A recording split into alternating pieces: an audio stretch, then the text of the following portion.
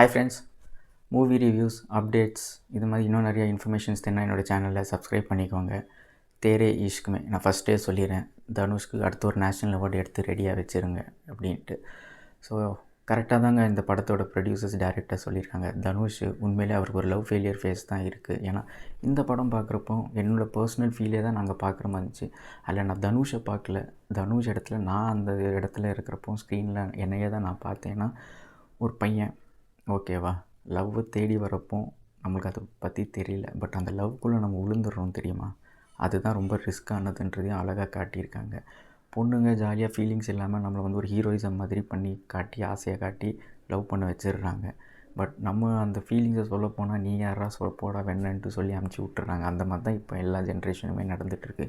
இந்த படத்தோட பியூட்டியும் இன்னொன்று என்னென்னா, அந்த டைலாக்ஸ் எனக்கு ரொம்ப பிடிச்சிருந்துங்க.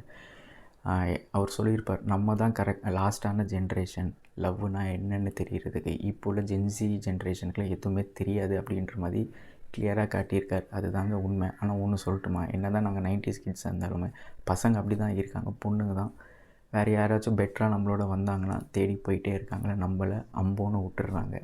என்னடான்னு பார்க்குறீங்களா, நாங்களும் ஒன்றை மாதிரி தான் ஒரு சூப் பாய் நானும்.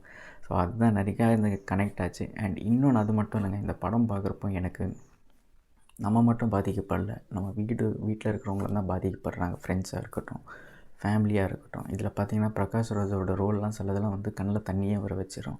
அந்த மாதிரி இருந்துச்சு. நம்ம பண்ண தப்புக்காக வந்து பேரண்ட்ஸ் வந்து அந்த இதை ஃபேஸ் பண்ணுறாங்க. ரொம்பவே சோகமான ஒரு விஷயந்தான். அதெல்லாம் வந்து அந்த பொண்ணு வீட்டு சைட்லலாம் தெரியல. இன்ஃபேக்ட் ஒரு பொண்ணோட அப்பாவே ஒரு ஆண் தான். அவருக்குமே ஏன் இந்த மாதிரிலாம் இப்போ உள்ள சொசைட்டியில் இருக்காங்கன்னு தான் தெரியல. நிறைய இருந்துச்சுங்க லவ் வந்து. அதுக்கப்புறம் என்னென்னா ரிக்ரெட்டுன்றது அழகாக காட்டியிருந்தாங்க. வேணான்ட்டு போயிடுறோம். அதுக்கப்புறம் ஃப்யூச்சரில் ஐயோ தப்பு பண்ணிட்டோமேன்னு சொல்லிட்டு ரிக்ரெட்டில் பார்த்திங்கன்னா